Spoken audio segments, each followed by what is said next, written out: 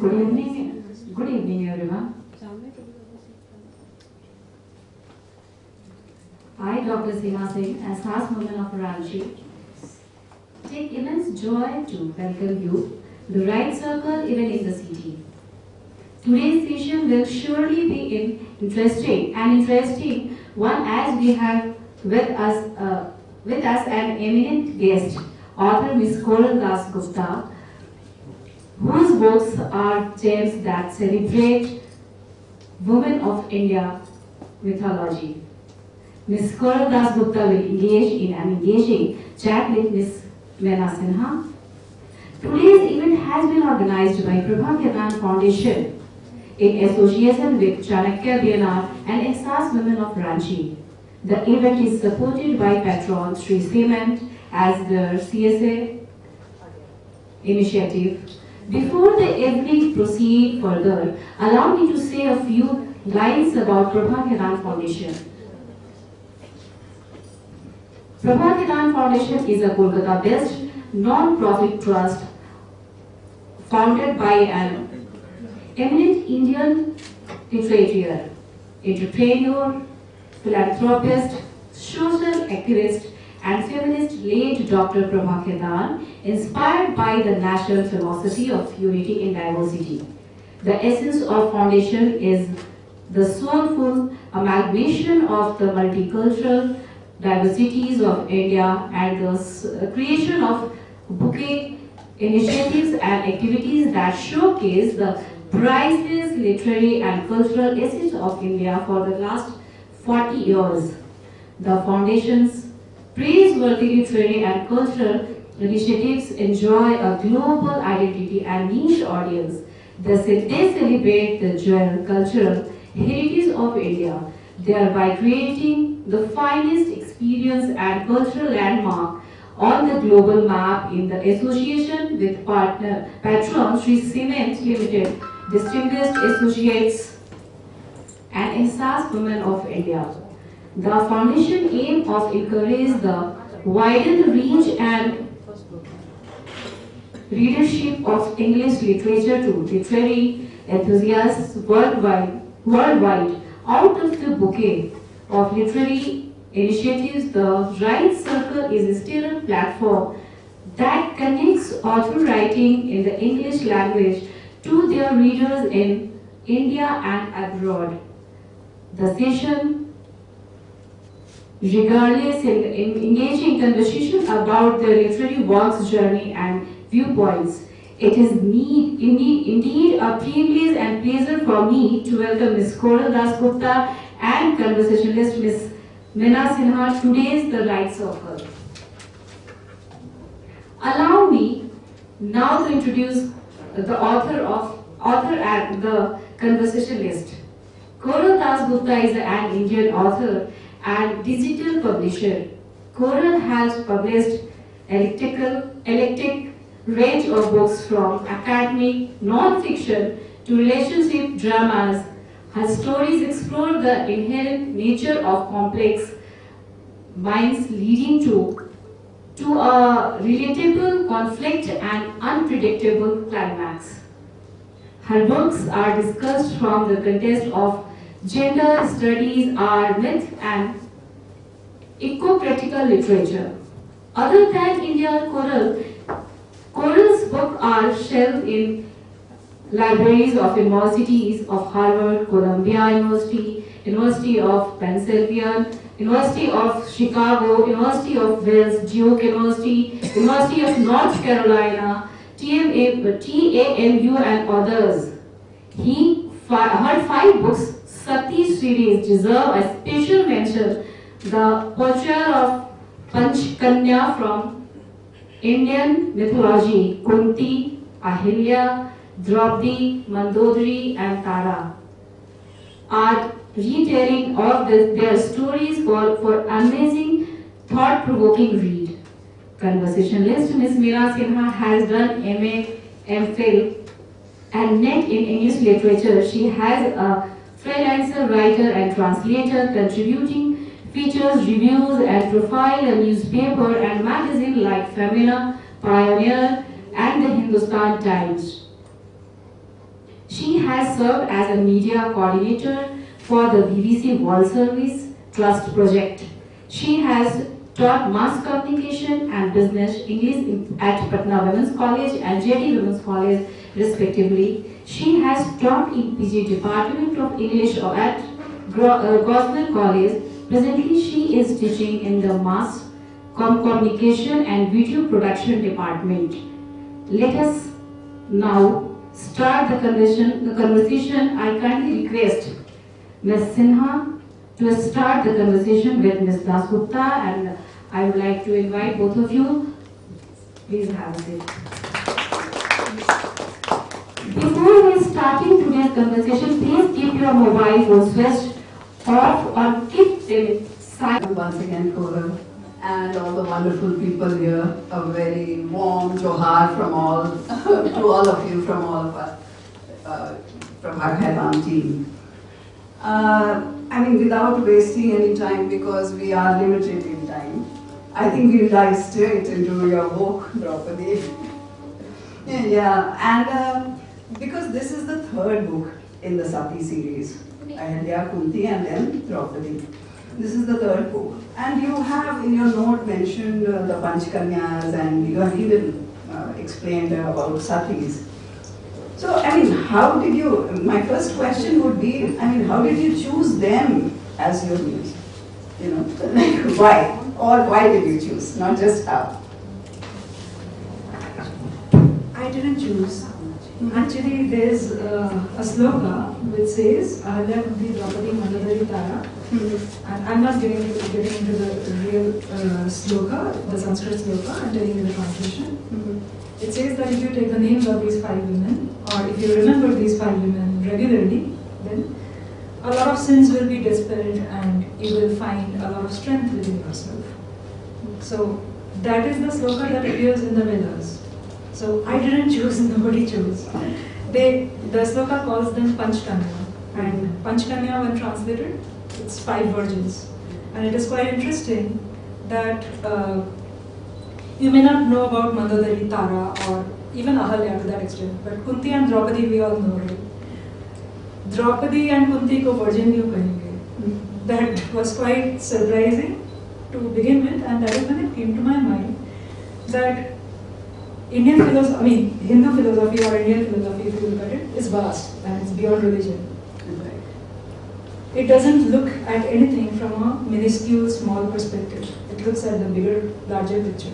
That means ये जो पूरा politics है about women's body and the aspect of relating it with women's purity, that was not something that our Quranic texts were trying to propagate. It was the propagating of a very patriarchal mindset, which सदियों से हमें पिलाते आए हैं और हम पीते हैं. Right. And it's about time that we divide. Yeah, you've actually turned the concept of sati as we know it on its head. Generally we associate sati with purity, devoutness to one's husband. Related to the body. Related to the body, yes. And you've taken it to another level. Yeah. So, when I read all your, the 3 novels. Malaji, I didn't take it to another level, Yeah. No? Sorry. I didn't take it to another level. This is what the Quranic texts were trying to mean. I have interpreted maybe. Yeah. But trust me, I am not trying to say anything which takes it away from the text. Which is there. It is just about the interpretation. So, someone might tell you that, बच्चा रो रहा है, right? And someone might tell you that बच्चे को भूख लगी है. Right. The emotion that it will create in you is very different, right? Right. It is just that. So इधर words से खेला गया है. I am just trying to keep the stories as they are. But you are retelling it in. Yes, just read it. So, in fact, that reminds me, when I was reading the book, somehow I could see so many philosophies working there. Somehow I got that feeling that you were like using the narration to propagate a certain philosophy, even in this book. Apart from Ahilya, in Ahilya also. But even in this book, the concept of Krishna and Krishna. Krishna, let me tell you, is Draupadi. She is also called Krishna.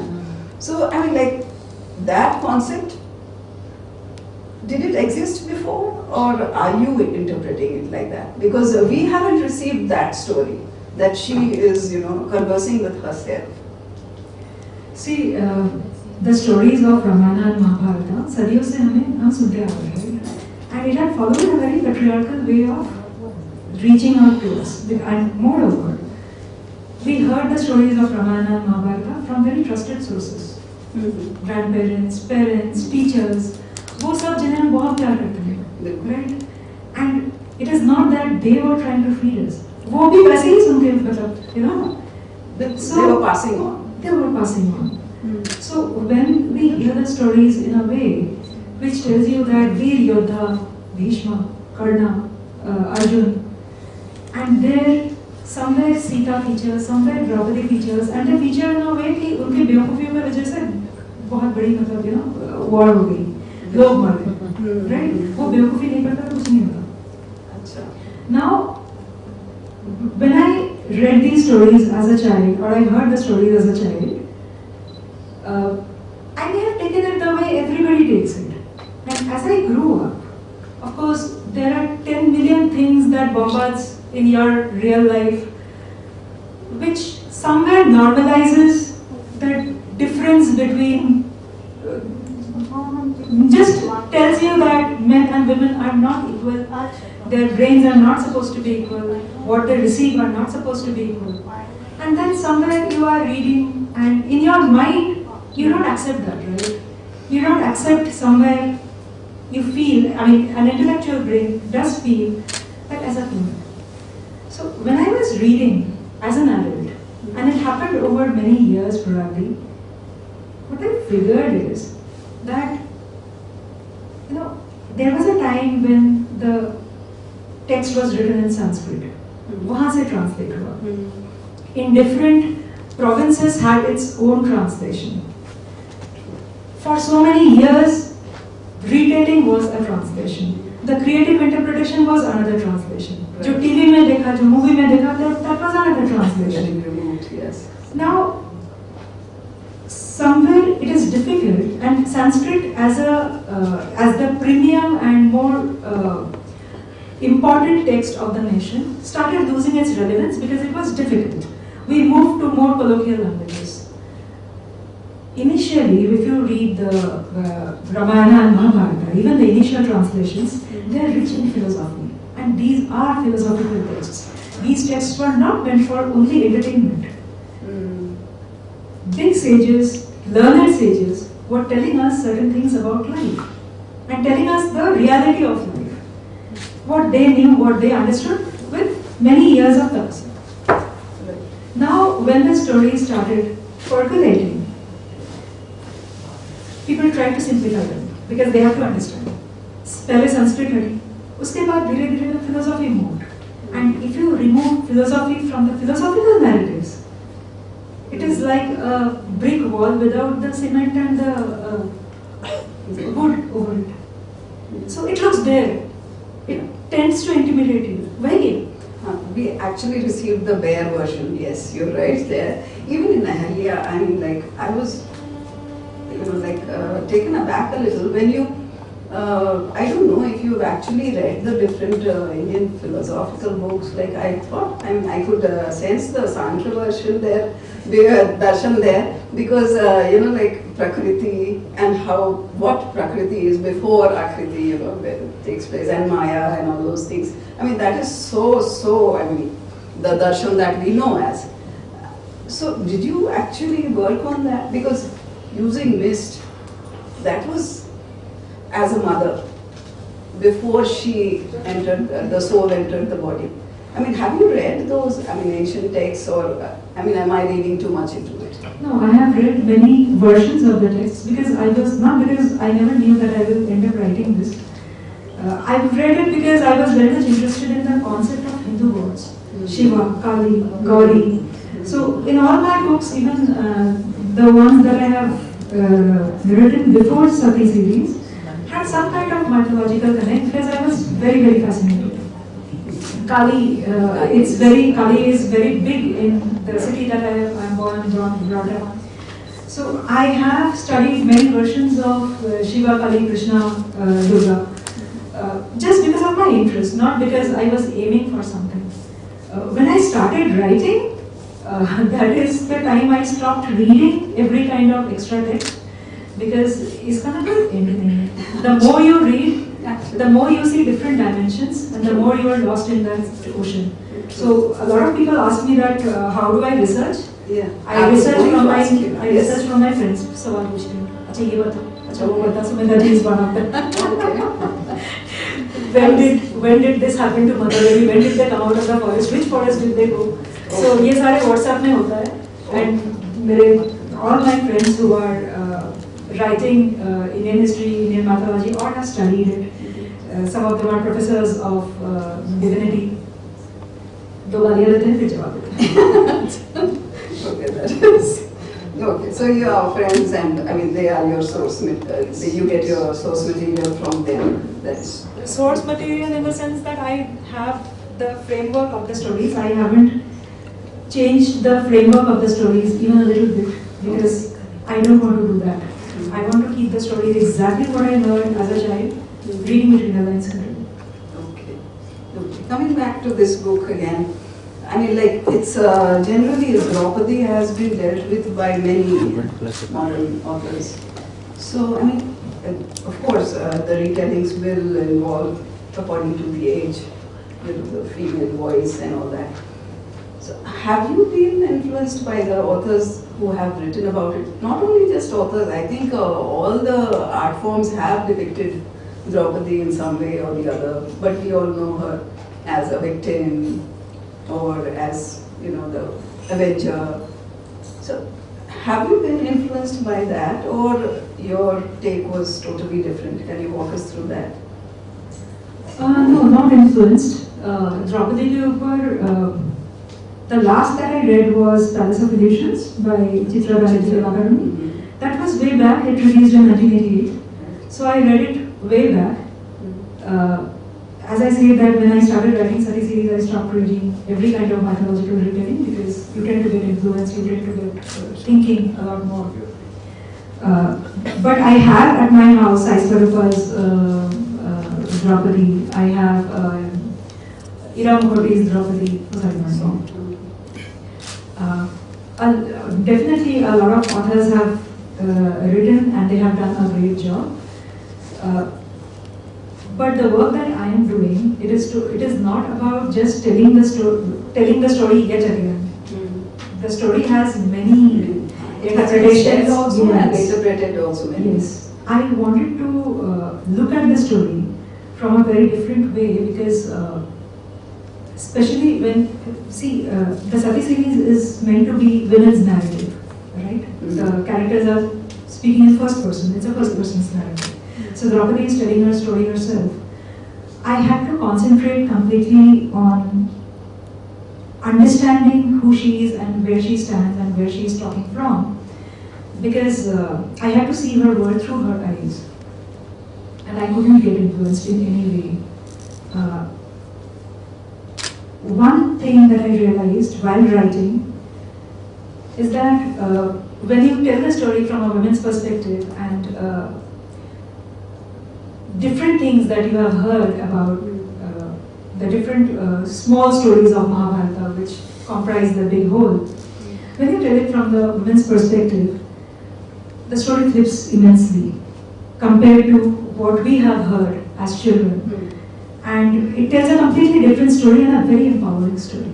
So the sloka that I was talking to you about, which says that if you take the name of Panchakanyas, a lot of sins will get dismissed. What I realized later is that sloka is not telling us that Panchakanya ka jap karo. It is not saying, say, Ahlya Draupadi Madhuri Tara Dinna 108 baar. It's not saying that. What it is saying is, spend time with these 5 women. And a lot of plots in your head on gender politics, you will get an answer for that. You will get your own answer that whatever you did, other people made you feel guilty. Other people made you feel that you are not good enough. Those things will go. And the second thing that I realized is women's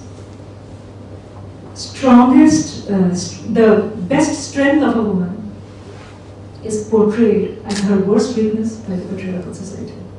Her femininity. Everything. Whatever is her strength is portrayed as her weakness. Simple example. If you think of the galis, गुस्से में, मजाक में जो हम देते हैं, सारे के सारे is connected to the womb of a woman. That is our biggest strength. जो कोई और नहीं कर सकता. और उसी को हमने एक गाली बना के मजाक में दे देते हैं, या गुस्से में दे देते हैं. छोटा करते हैं इंसान. वो बोलते हैं. How worse can it be? True. So, I mean, according to you, what is the feminine? I mean, like, what this womb you said was one. When we read Draupadi, I mean, like, apart from that aspect, when we see her also a victim, we also see her as a very strong, somehow confident voice. So, I mean, what do you think the feminine is? You know, Sati series is actually drawing attention to the aspect of not feeling enveloped by what other people are telling you. The world will tell, and that is irrespective of men and women. You see, when it's a women's narrative is far more inclusive. So, women's narrative is not restricted to the life of a woman only. वो सिर्फ अपने तरफ नहीं देखती है. Her worldview is far more inclusive. Women's stories are men's stories also. We see gorgeous women, we see gorgeous men in these stories. And that is not something that I am trying to push, it's coming naturally.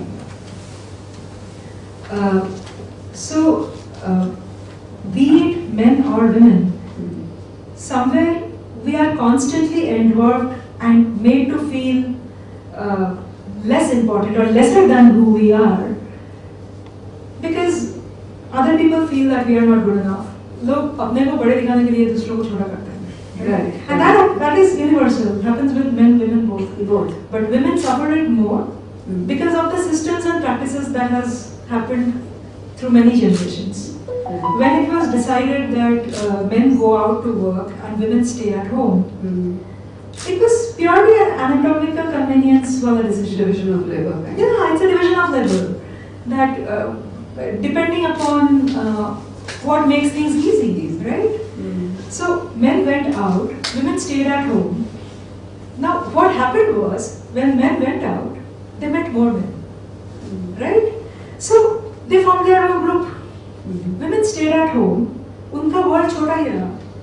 The men, they kept on multiplying. And when one group becomes stronger, immediately power equations start happening. That is when they came home and told the women that you are not good enough. We are bigger, we are better, we are stronger. And there are so many things that emerged from that. It's pure patriarchal dialogues like women are women's worst enemies. It comes from there. That women are at home, right? So, like men, they don't have a workplace where they go and come back. Workplace mein rivalry ki, they drop the card cutting, come back home. It was not so with women. For women, the home was the workplace, the home was the domestic place. Right. So rivalry was there, and it cannot be that you face a rival, do rivalry, come back and cut off, right?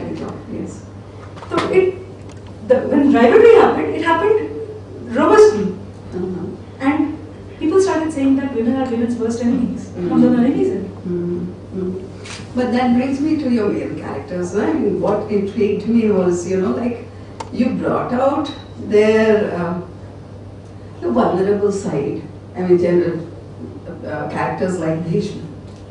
I mean, he is generally seen as a very powerful person, a strong person. We didn't think of his weak side. You brought out that Devavrat in him. So, I mean, was that consciously done to balance the male, female, masculine and the feminine or something like that? Was it deliberate? No? No. Actually, when I write, I don't have a plot point. इस तरह से मेरा नहीं होता है. When I write, it just flows somewhere. I just let the subconscious do the talking. For this one, actually, in Devavrat's story, what intrigued me more was Amba.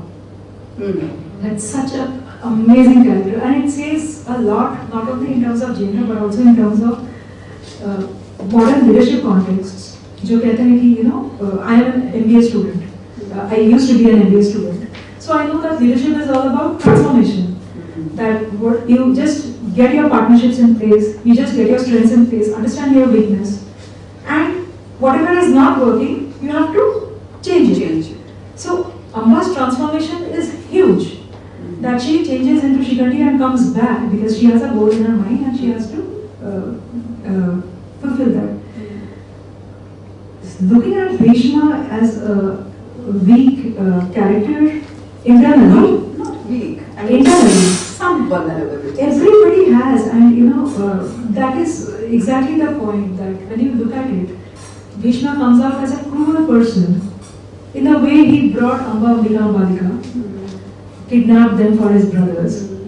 And it did come to my mind that the young prince who makes great oath and everybody showers blessings, everybody showers a lot of praises on this great warrior.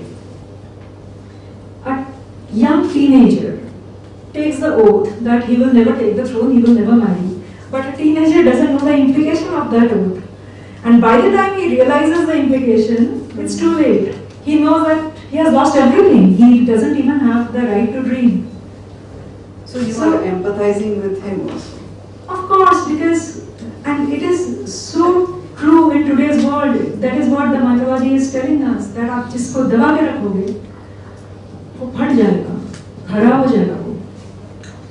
So the moment you pressurize, the person is coming out as a great character, as a very strong warrior, जिसकी बड़ी तारीफ हो रही है. But somewhere internally, his cruelty results from the fact that he is a destroyed character as well. Internally, everything is burning. And the way you've dealt with Pandu also, Pandu and Kunti's relationship, I mean, that's a different level. Like, Kunti is very good friends with Madhuri, and the kind of relationship she has with her husband is, I mean, like, okay, we are not talking about Kunti, but still, even in this, we have those references. So, I mean, did you read those in the ancient texts or in what you have received from your parents or grandparents? No, actually, those are the reading between the lines that I did. Because, you see, Pandu and Pandav, both of them, Pandu and Pandav I'm taking as another entity, that's what I'm saying, talking to them like this. They were both born under the same circumstances. So, Pandu's father was no longer there. So, Niyoga had to happen, Vyasa came, and Ambalika was sent to Vyasa. She was scared, got pain. They engaged and she gave birth to a child who was forever, what do we know about Pandu? A very pale thing. What I found in the text was that he was not a weak person, weak warrior. He was a very celebrated warrior. Before Dronacharya came, he was the teacher of the Pandu, right? So that is where the thinking started ticking, that this person probably grew up knowing how he was conceived. The fact that his mother was very unhappy about him. And when a child gets to know that and grows up with that kind of pain, that I was a compromise, a tremendous compromise which made my mother so unhappy that she could fail, that I am like this. What happens to that person? Loses confidence, loses the charm of living, cannot enjoy his life. That's exactly what happened with Pandu. He couldn't enjoy his life. And then Kunti came into his life. It was not that he was important right from the beginning. Okay. Kunti came into his life. Kunti was not interested in him. And he didn't have the confidence. Kunti figured out that he had some interest in Madhuri, got them married. She was not interested. Kunti was clearly not interested in Pandu. Now what happened? The same situation comes back. We are back to square one, where Pandu is cursed. he cannot give birth to a child, not because he was important, but he was cursed that if he tries, he will die. He cannot die without a child. Now, Bhishma has done that in the past. He will again try to bring back Niyama. Now he goes with Kunti into the forest, and Kunti tells him that I have this gift, that I can summon the devas and I can have children from them. Now, if your spouse tells you that he or she has this kind of a gift which can get them children, what is the first question that you have? Did you do this before? Which means Pandu knew everything about Kunti's past. He knew about Karna, that he exists somewhere. Now he allows Kunti to go ahead, do the needful, and come back. Like Vyasa, he didn't disown his children. He owned up the children, gave them the name Pandav, owned up their childhood, gave them every kind of fatherly recognition. And Pandav becomes the biggest heroes of Mahabharata, while Pandu, their father, is the weakling. That is how we are introduced. Today we are talking about a happy mother gives happy children. Look at Pandu and Pandav. It was just about, the same thing happened. Just one mother was unhappy, the other was happy. The thought of considering all the five as one, was it there? It wasn't. It was your creation. Okay, so I wanted to confirm that. If considering them to be one entity and a part of this, that made a lot of sense. But well, we haven't heard of that before. Yeah, I wanted to put it that way because there were five different strengths, and if you look at it, it's very interesting that they were five together as a unit. Why will Kunti be afraid that if Draupadi doesn't pull them together, they would disperse? So, one, that clue came from there. Two was, I just observed that everything in the Pandava, everything was earned by Arjun. Everything. To some extent Bhim. But otherwise, Arjun earned everything. Turning Khandaprastha into Indraprastha was Arjun. Kurukshetra war was Arjun. Everything Arjun. But who got the fruits? Yudhishthira. Right? Even Draupadi went to Yudhishthira as the biggest, eldest brother. What came to my mind was that, you see, friendship with God, which is Krishna. भगवान आपको कुछ पकड़ के रखने नहीं देंगे. If you are friendly with God, if you treat God as your friend, God will not allow you to keep anything to yourself. Because anything that you keep to yourself is attachment. You will be the one working for it, but you will not be able to enjoy it. Because the moment you try to enjoy it, you get drowned into that zone of attachment, and you cannot be used any longer for bigger things. Today, if you tell me that there is a fight outside, if I am alone, I will rush and try to do something good, right? But right now, if you tell me, I will think, मैं क्यों फंसूं? मेरा बेटा है, मेरे घर पे मुझे वापस जाना है. True. So God will not allow you to keep anything to yourself. And Arjun is Krishna's friend. उसने सब हर चीज के लिए Arjun was fighting, but everything went to Yudhishthira. Who was Yudhishthira? The great equalizer. They have to be one unit. Yeah, could not be that also is there. I think you've mentioned it somewhere. Parth and Parthasarathi, and Narayan, that is there. Another, like moving on from here, one god, Indra. I mean, Indra, we always see, think of Indra, at least what we had received was, a kind of decadent and insecure and almost spiteful god. Though we did know about the elements that he controlled, rain and thunder, but even that was seen negatively. But in your books, all three of them, I think he is quite powerful. So, in these books, I mean, he is what every woman fantasizes. So, I mean, how did that come about? I mean, I think all the men should read it. Actually, I was initially fascinated by Arjuna. I mean, he is my favorite character in every which way. And I tried to delve deeper into who Arjun is, every bit about his identity, and reached Indra and grew more fascinated with Indra. If you go to Rigveda, the Rigvedic hymns on Indra, they are fascinating.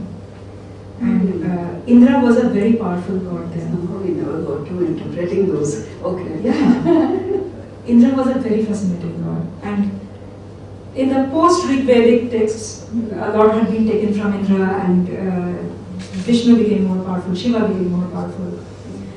But I have always been very, very fascinated about Indra, and I actually, in one literature festival, till then my Saga series had not started, and one of the authors, we were sitting in the lounge and we were arguing about something, and he exactly said what you said, that Indra, he's a rapist.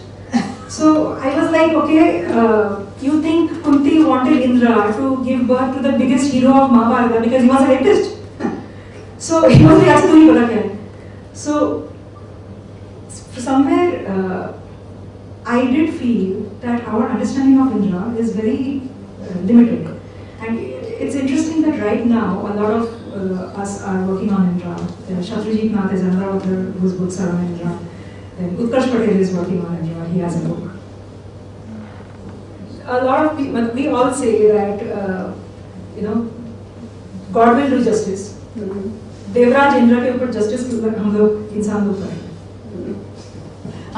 Okay, so he needs just to. Definitely, he is a fabulous character. I mean, the more you read, the more fascinating he becomes.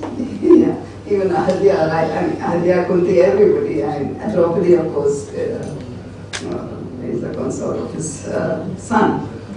Now coming on to Arjun. I mean, your male characters actually fascinate me more. I mean, they intrigue me a lot. So, I mean, when you think of Arjun again, you have referred to how, it's very, very nice to know. I mean, like, I think you've mentioned somewhere that Arjun mentions that, like a woman, a man also should have a right over his body, something like that is quoted. I mean, I'm quoting something that's close to it. So, I mean, that was a very good thing to know, that we should not be, like, aggressively feminist and like we have to exist, that balance has to be there. That's why I asked you that question. Are you trying to balance the female with the male? Is there, that thread, is it there throughout the book? Because Arjun, again, we see him as a very powerful, very strong, very brave, symbol of masculinity. But then he's so, like, soft and vulnerable when he deals with Urvashi, or even when he's communicating with Draupadi. So was that, how did that come about? I am not trying to do anything feminist. A lot of people tell me feminist writing. This is just a first person's narrative where other things that women think are never treated with importance or never heard, obviously, because those things, we are told that you should not think like that, you should not talk like that, you shouldn't think too much about yourself. Now, when I have the liberty of writing in first person's narrative, even the negative things that are going on in the mind, I have the liberty of showing that as well, right? So, some of the small talks that happens inside our mind, जो हम लोग शायद सामने नहीं बोलेंगे, सामने अच्छी बातें करेंगे. But then I have the liberty of showing that. Now a lot of people say that kitni feminist writing hai. Matlab women are thinking so feminist. Okay. So I was not trying to do that. It is just that there are two aspects of feminism in today's world. एक है male bashing feminism, which is just a reverse of patriarchy, and it will lead to corruption, nothing else. Just the reverse corruption. जो अभी तक होता आया है ulta hoga. And another thing is gender equality, where we are simply asking for equal rights. Jisme a lot of men are with us in that war. they are trying to understand. Of course, it's not that they have been able to cross that threshold. We still have patriarchal mindset, even the most feminist women. We still behave like patriarchal people without realizing that we are doing so. So it will take time, but we have a lot of men with us in that journey. And when it comes to my writing, I do find men who are exactly that, even in mythology. Pandu is one of them, who didn't feel threatened because the woman was more powerful. Arjun, he knew what was happening. He wanted to make a difference. He knew that he was the most powerful one in terms of war skills. But still, he didn't feel threatened by the importance that Draupadi was getting. And it is obvious. Now, you were citing the example of Arjun saying, Urvashi. Urvashi had cursed Arjun because she wanted him for her pleasure and Arjun refused. And Arjun says that, do I have the right on my body or no? She is asking me, I didn't want to. So why should I go if I don't want to? Right? And look at what we have done to these stories. Urvashi cursed him and he became a eunuch for a year. Yeah. Right? Brihanala. Till today, whenever a man is perceived as less powerful than a woman, could be wife, could be boss, could be mother, उसको बोला जाता है कि तो आदमी है या नपुंसक. आज भी, this is what the society has done to these stories, which are so beautiful otherwise. I mean, when I write the stories, thank you, when I write the stories, I get to see the men as who they are and not what patriarchy made them. Not just patriarchy, now that you've mentioned it, like what we have received, I think Anand Neelakantan, I heard him say somewhere that what we have received has been changed by the colonial readings. That, Victorian ideas came into it, and I think he was talking about the society being regressive today, whereas we were much more open earlier, in ancient times maybe, when these texts were being written. We accepted many things openly, and now we are like, Puritan, more Puritan today than we were in those times. That is a long-term damage. I think when I read, I tried to read Lady Doniger and I was so angry. I mean, I am fascinated with Arjun, I am biased maybe, that is a different thing. But then what she has done to the character is, you just feel very, very angry that you don't know the culture. I don't have any kind of hangover in terms of who should write about us and who should not. My only expectation is, if you're talking to me, at least you should know me, right? You cannot look at me and say that she looks ugly because I don't like her. Absolutely fine, I am ugly. You don't like me is absolutely fine. But then mention that I find her ugly, that's why I'm saying that she is ugly. Don't say that she is ugly. It means a far broader context. She has no idea about the culture that we come from, but she says certain things about the biggest hero of Mahabharata. I wouldn't have been so angry if her logic was rooted in the cultural context. Because when I look at Arjun, I see in him that form of power or that form of strength which is immensely skilled, who seeks knowledge and at the same time has the capability of questioning that knowledge, and that is Gita. Aaj ke date mein, that is Gita in Hindu philosophy is the biggest dharma granth, which is telling you that you have every right to question even God. If your question is right, God will answer. And that is what Arjun was doing. And you have made a complete mess of that character and convinced a lot of people that that is a mess of it. That is unpardonable. So why do you think there has been such a revival of these mythological fiction these days? I mean, that even the young ones are liking it so much. I mean, it was not so a few decades back. So why do you think people are writing also more, reading also more, And even the young ones are liking it so much. I mean, like, it's a flood now. You know, I think, there's a lot of kids I say, because they are way smaller than me, in terms of age, not in terms of academic. So many kids on Instagram reach out, they review, they bring out newer aspects from reading. We write apart.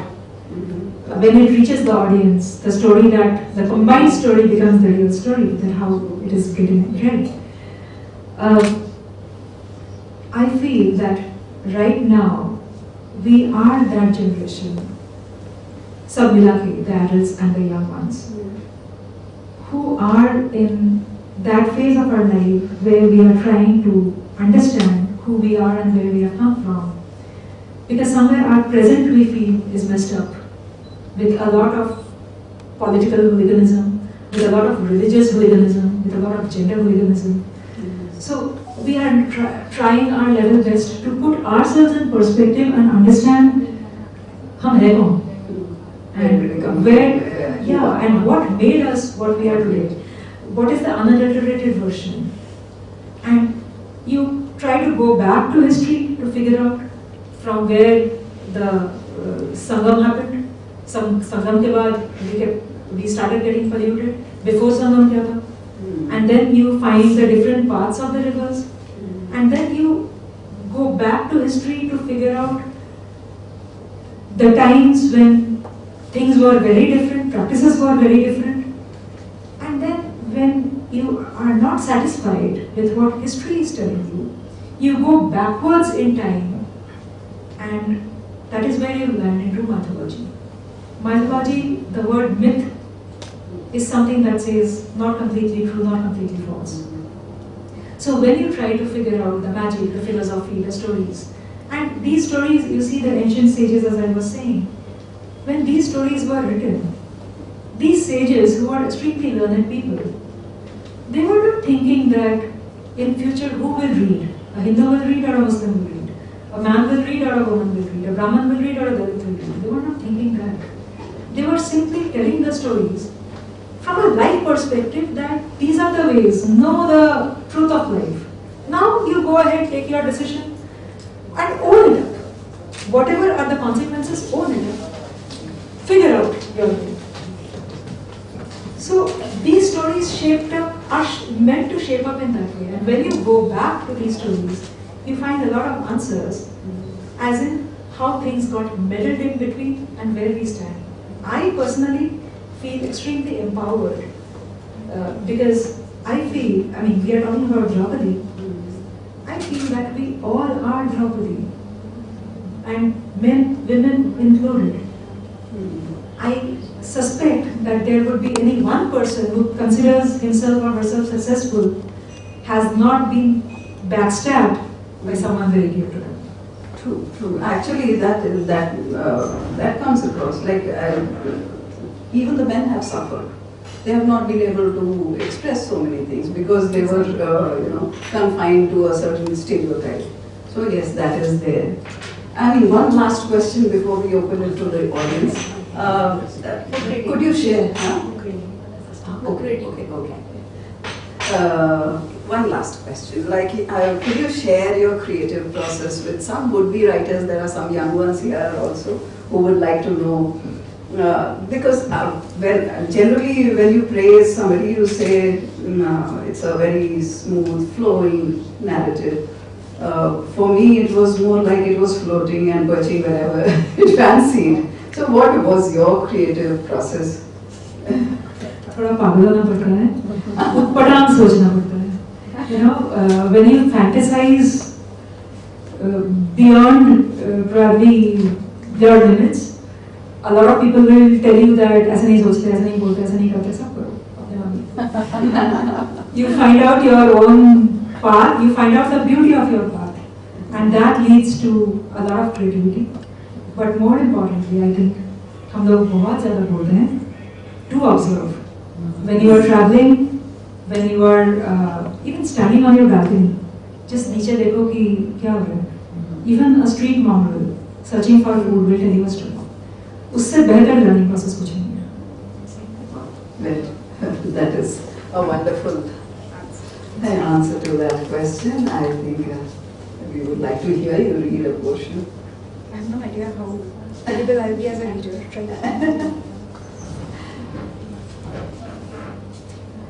No, I recommended that because it's a short one. Yeah, I mean, that had me hooked.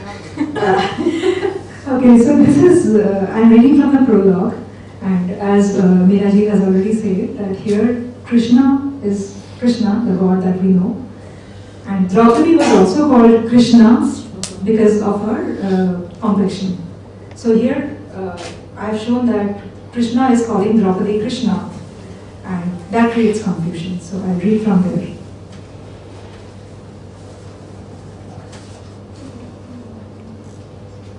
Krishna? Yes, Krishna. Why do you call me that? Because it sounds like I'm you, and it confuses others. The other day I caught some temple gossip. The devotees were whispering that Draupadi was Sita in her earlier birth. Were you? Maybe, who knows? Returned to earth to be reborn from fire? If that is true, Ram must also be around. He will come back to clear the pending dates. He is answerable to Sita. Birth after birth, he will follow her to seek forgiveness and follow her commands, which he couldn't as a husband. Can Ram ever bring justice to Sita? Unfortunately, I have not gone through your book, but the interest has come into it. And the thing is that my question from you is that Arjun is your, like, you are inspired by and he is fascinated you like anything. But as far as I think that Arjun, there are three major characters in Mahabharata. One is Krishna, another is Arjun, and another Duryodhana. Conflict. Arjuna is a representative of all the conflicts that we have. So why not you are fascinated for the all in our number one?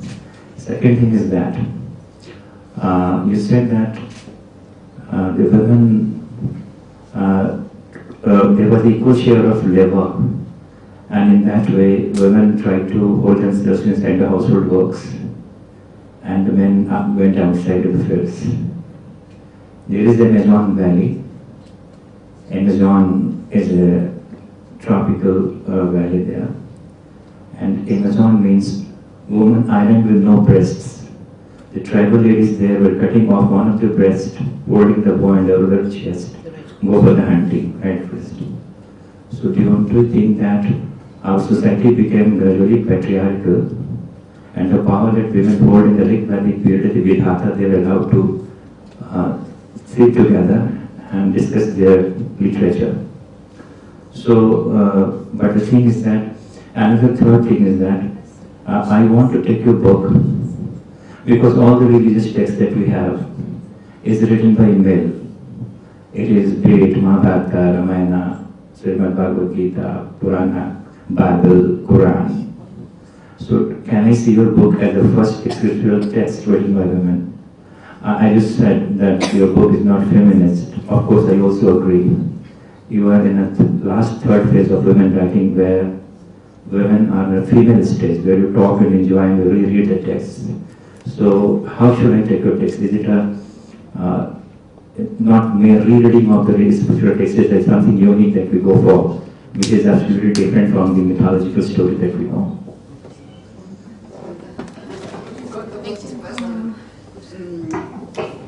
Your first question? Krishna. Yeah. It is not that I am not fascinated with Krishna.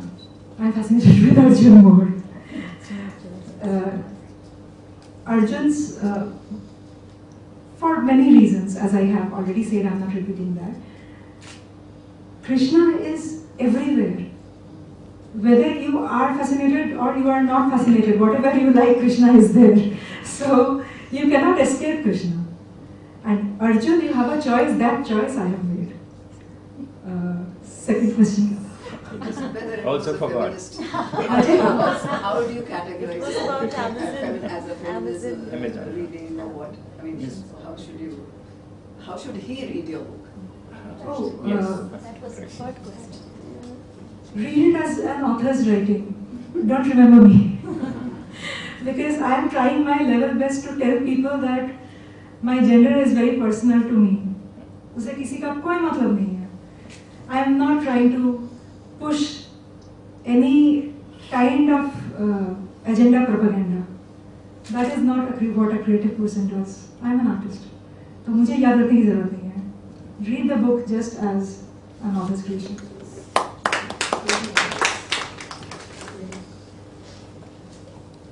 You have represented Draupadi from a completely different angle.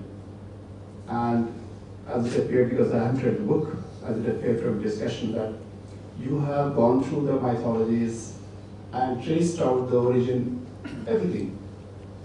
How do you feel when you go to, other than the literary festivals, how other people who are hardcore Hindu scholars, how have they reacted to your new interpretation of Draupadi? So, I was quite worried about Draupadi because of the controversies that Draupadi has. And then I am saying in this story, in Draupadi's story, I am not showing Krishna as a separate character. I am showing Krishna as an extension of Draupadi's inner God, जो हमसे constantly बातें कर रहे हैं. So whatever we are talking in our mind, the debates, those are Krishna Draupadi's conversations. So I was afraid that wiping out Krishna from this story as a character might not go down well. Thankfully, till now, I have, both right wing and left wing has been very kind to me, and I am quite surprised. In fact, I am shocked. But अभी ये दिन हो गया है तो with Mandodari and Tara I am more cheated. Congratulations for that.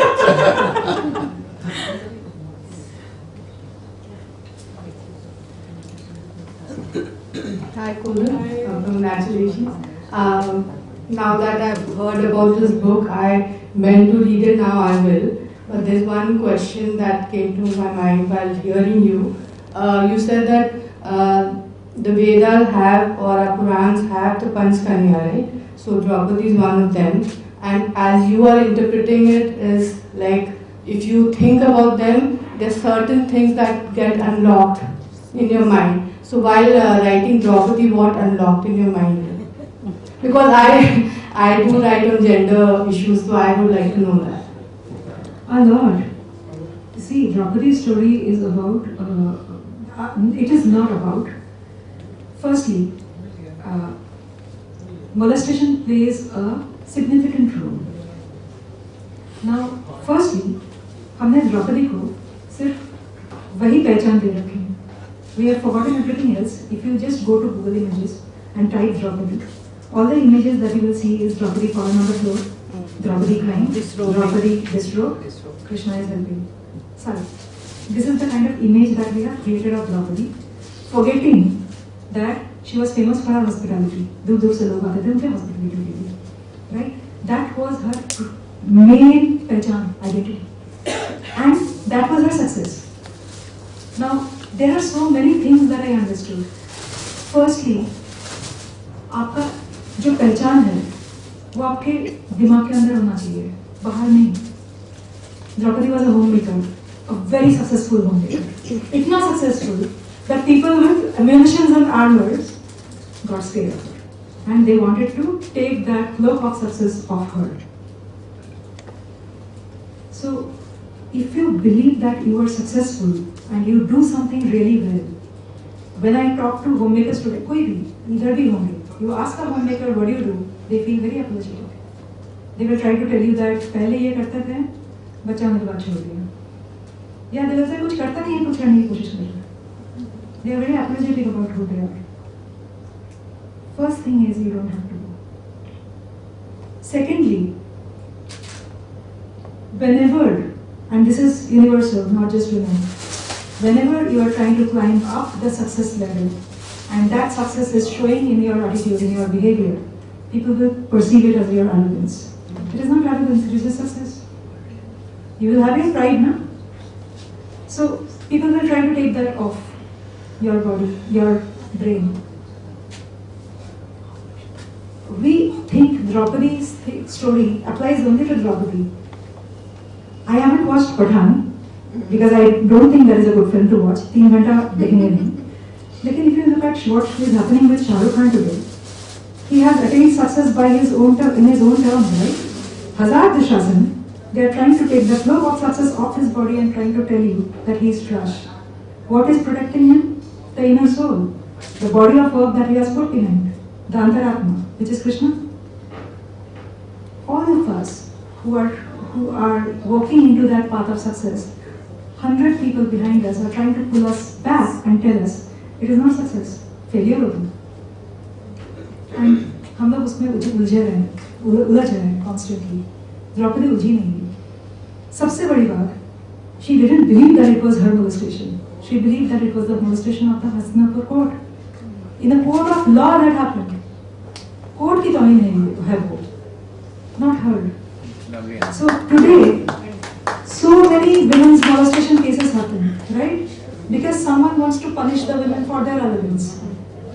अगर हम वो shame उनसे ले लें तो, what if we don't feel ashamed? What if molestation is not a shame? What if we shame the men? That this one is the molester. Shame the molester instead of the molested. A lot of times, Draupadi did exactly that. Shame the molester. खत्म नहीं होगा भाई बीच में बहुत देखेंगे.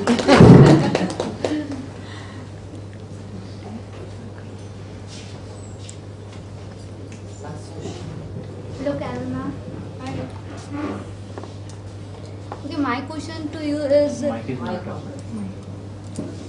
Hello. As you said, women in our mythologies are mostly shown doing something leading to a mass destruction. Does our literature do justice to the female section of our society? Because those mythologies are supposed to be something we need to keep within us, and from where we are supposed to get all our answers. Can you just repeat the last line that you said? And these mythologies are supposed to be something from where we, young generation, are going to get all our answers. That is what they expect. No. See, I had a lot of problem. I have a 10-year-old child. Right? When I was telling him, when he was smaller, and I was telling him the stories of Ramayana and Mahabharata, I was very disturbed telling him about Lakshman cutting off Surpanakha's nose, or Arjun targeting the bird's eye, right? So I was having a conversation with Devdas Patnaik, and I asked him that, Sir, क्या करें? इन चीजों को कैसे बताएं? Today a lot of things have changed. We cannot tell these things to the children.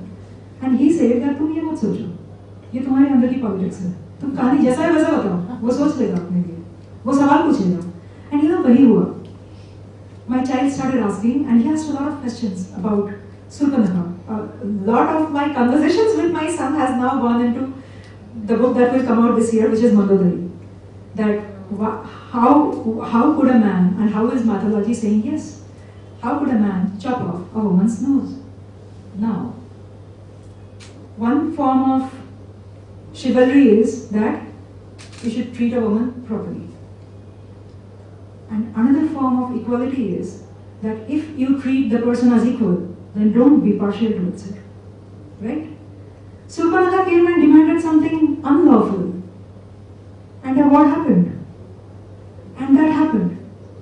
Why do I impose that on my child? If I speak to my child apologetically about that particular story, he will grow up with that, which is the reverse form of telling the stories in a particular way. So when I told the stories, thankfully, because of having a mother who is constantly, pointing out a lot of things about the house, about sharing chores, he has got certain things in his mind. He is asking a lot of questions, and those questions are important. So now, when you look at literature, just read the literature and think about it. There are different, if you read Mahashweta Devi's literature, Mahashweta Devi also has Draupadi, right? You will find a completely different perspective. Yes. Now you think in your brain, in your way, how you want to look at it. What are the things that are troubling you? And then you find your own answers. The answer may not come to you immediately. It will take time. Thank you, ma'am. Our respectable student dean to come on us.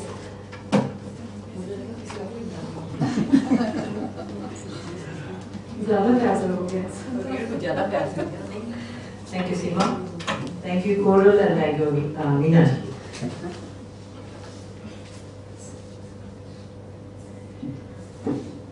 मैं कुछ कहूँ उससे पहले धन्यवाद देना मेरा काम है। थैंक यू मुझे बोलना है आप सबको भी और बाकियों को भी। पर आई थिंक सो कि जो सब्जेक्ट जो बुक और जिस तरह से मीना जी ने और कोरल ने बात की है और पिन ड्रॉप साइलेंस के साथ बड़े सब सुन रहे थे, बड़े ऐसे ऐसे इश्यूज थे। पीछे मैं देख रही थी, पीछे खड़े होके बहुत सीरियसली सब सुन रहे थे, तो लगा कि हाँ सब बहुत ध्यान से सुन रहे हैं, इसलिए आप लोगों का thank you very much.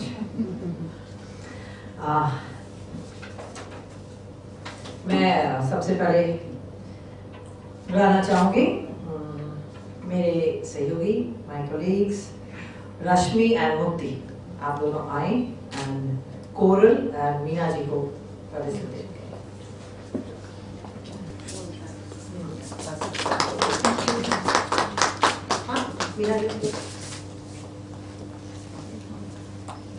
He got this. Thank you. Oh, so lovely. Thank you. Okay, thank you. Such an inspiring one. On behalf of the Pravati Gan Foundation, I, Poonam Anand, मुझे लगता है आप सब जानते होंगे मुझे, एहसास women of Ranchi, would like to express my heartfelt gratitude to Koral, Dasgupta and our communicator Meena Sinha ji.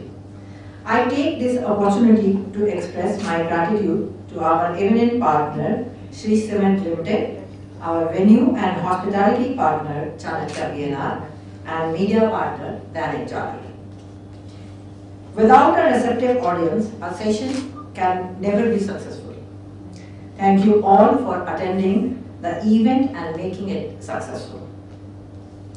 Thank you and see you very soon again with Right Circle or maybe Koral. Before you leave, kindly get a complimentary copy of Koral Dasgupta's book, Draupadi, autographed by her.